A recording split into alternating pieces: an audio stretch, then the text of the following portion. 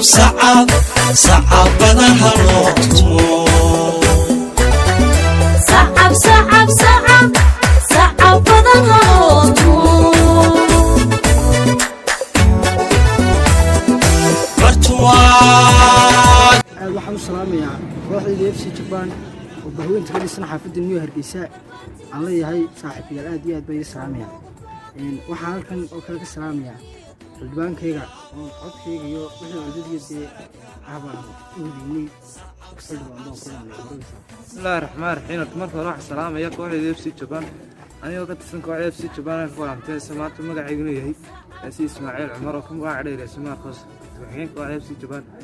waxaan halkan ku sugnaa maanta xildhibaan Ibrahim Aadan oo qowwe aan doonayno inaan noo ciyaarno magaciisana ku ciyaarno wax qabad aad iyo aad u badan oo noo qabto marka labaad iyo marka saddexaadna waxaan salaamayaa kooxda FC Japan inta barayaasheeda kala mid yihiin ayaa la caadi doolaaliyo maxamed bin axmed iyo kabtanka kooxdeeda axmed yuusuf faarax iyo kooxdeeda dhan aan leeyahay dahmar oo cambi hirshin insha Allah billahi inti aqoobay weeyaan haliyay adam badalo wana geesin lagu hirto Ibrahim wadamal harway taniyo inaan galabada la ciyaarno doonay laakiin hay jirjeedina wadanka markii de imka meelaha la dhisay magaalada qaybteedan kale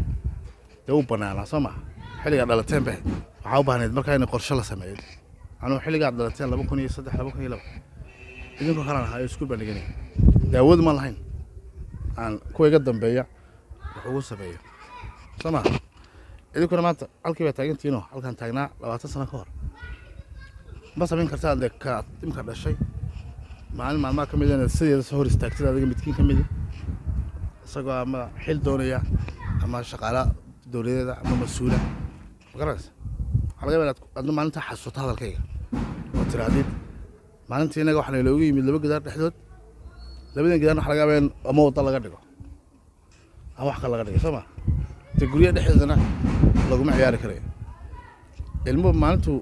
raad barto afar jir shan jir adiyada waxa loo qorsheeyaa meel dabaasho ku barto meel jimicsi ku barto meel energy ku gubo magaranaysa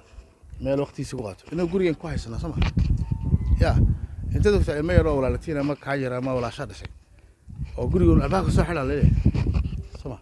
mentally ilmahaas ma korayo ما ضعفين انت سمع waxay marka la yiraahdo waxa la yiraahdaa shaqo qaran madaxweynuhu wuxuu ka jeedaa baa la yiri hays dhex gasho bulshada Soomaa hal isku barto galbeed kelma ku dhashay bariga ma ku dhashay laakiin bulshadu waxay isku dhex gashaa dhaqanka iyo sportska Soomaa labadaas isku dhex gashaa hay'adda UNESCO la yiraahdo waxa ka shaqeysaa dhaqanka iyo waxa ka shaqeysaa anigu waxay kii soo sheegay in garaad Soomaa waxaan arkayaa kaliya magaaladana waxa jooga dad badan oo ganacsata xaafadana soo kuma noola ya waxay ku tartamayaan dhismayaasha dhaadheer iyo dollar u geey Soomaa dawladda waxay ku tartamaysaa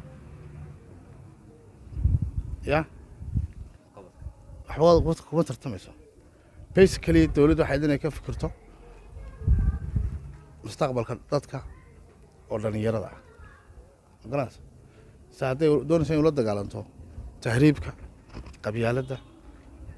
بالودها دراجسك وحاسوله سما برنامج كيمكا لقبتي 5 سنوات مر لقبتي لهادو غبلدا ciyaarahooda hal markaan yaraa wadanku wada dagaal isku ka soo baxay dhaqaalihiis intaan ahayn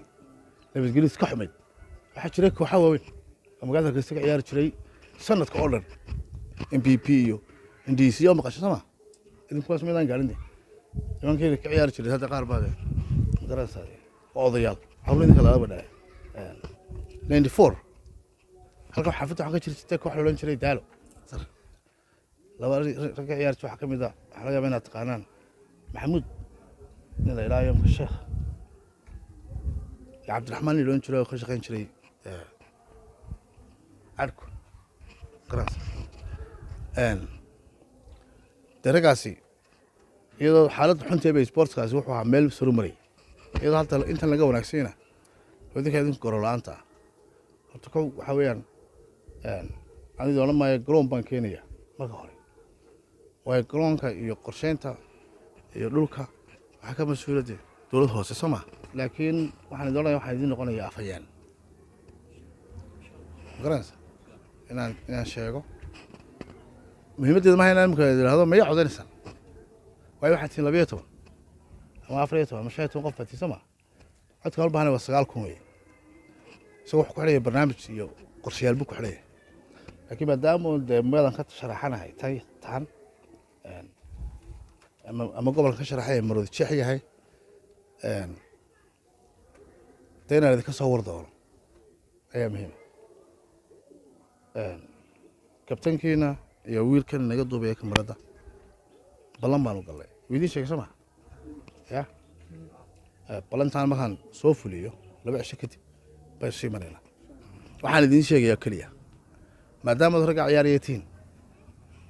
dhalinyarada magaalada habeenkii wax bay sameeyaan Soomaa adigoo professional ah oo kubadda cagta ciyaaro xaafadda inamada laga yaqaan ku dadaalnaad inta waxa sameeysan waanisid ya oo nabadgelyada walaalaha hablaha gabdhaha dhalinyarada wax ku sareysa ama hablaha boobaysa ama burcadnimada sameynaysa dhaqanayno maaha magaranaysa sharafnayno maaha mid labaad kubaddu la ku ekaanine wax barashada rakaadku ya sports waxaad ciyaartaa xilliyada challenge haysato halkan ku horumarin kara maysan laakiin raf baan noqonaysaa nima adag bati marka barta ku ciyaarta ya adinku waxa laga yaabaa inaan helin garoomada raadinayno laakiin waxaan rabnaa inaan kuweed ka dambeeyo helaan laakiin aad soo gaadhaan iyadoo laga shaqeynayo wax ku yeelataan inta ka horeysa wada xirfadiina kaga mashquula waqtiga dayacaysaan waxyaalaha kale sameyn lahaydeen xaafadda degantiina ka dhiga xaafad ammaan adduunyada waxa la yiraahdaa recordkaaga markaad iskuulka ku jirtay haddaad ahayd qof buug cadsita oo aan ahayn wax burcadnimo sameeyay waana iman doontaa waddankeena inuu yimaado sida ilaan sana ahaan mayno